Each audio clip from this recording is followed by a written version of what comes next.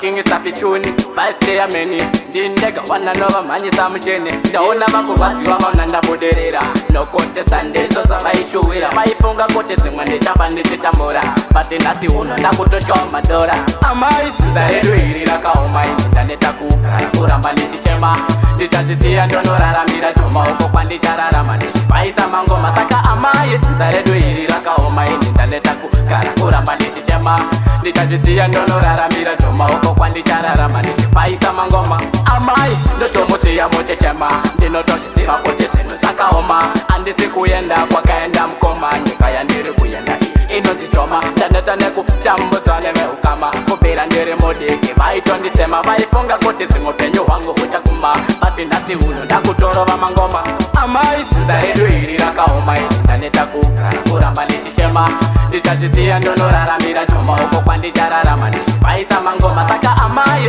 Zaredu Raka Omai, Tanetaku, Kurambani Chichema, the Chachisi and Donora Mira Choma, Pandi Charamani, Paisa Mangoma, Dona Makuwati, Nanda Buderera, Nekote Sunday, so Sabaishu Wira, Waiponga Kote Singwani Japan de Chitamura, Patinasi Una, Nakuto Madora, Bakanza Kote, Kobasanda Tokera, Onona Message, Pakuni Yorera, Antingwanangu, Uyakuno Timbotandara, Timbo Chamadora, Sesonda Kakorera, Amai, Zaredu Raka Omai, Danetaku, Kurambani Chichema, the Chachisi and Donora Ramira Choma, Pandi Charamani, Paisa Mango Masaka Amai, Zaredu Raka Omai, Danetaku,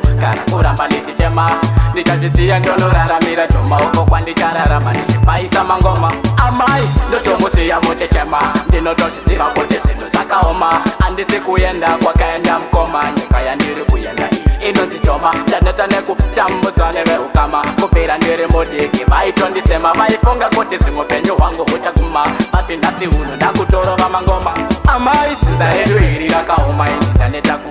Kurambani Chichema, the Chachisi and Donora Ramira Choma, Pandi Charamani, Paisa Mangoma, Saka Amai, Zaredu Raka Omai, Tanetaku, Kurambani Chichema, the Chachisi and Donora Ramira Choma, Pandi Charamani, Paisa Mangoma, Dona Makuwati, Nanda Buderera, Nekote Sunday, so Sabaishu Wira, Waiponga Kote Singwani Japan de Chitamura, Patinasi Una, Nakuto Madora, Bakanza Kote, Kobasanda Tokera, Onona Message.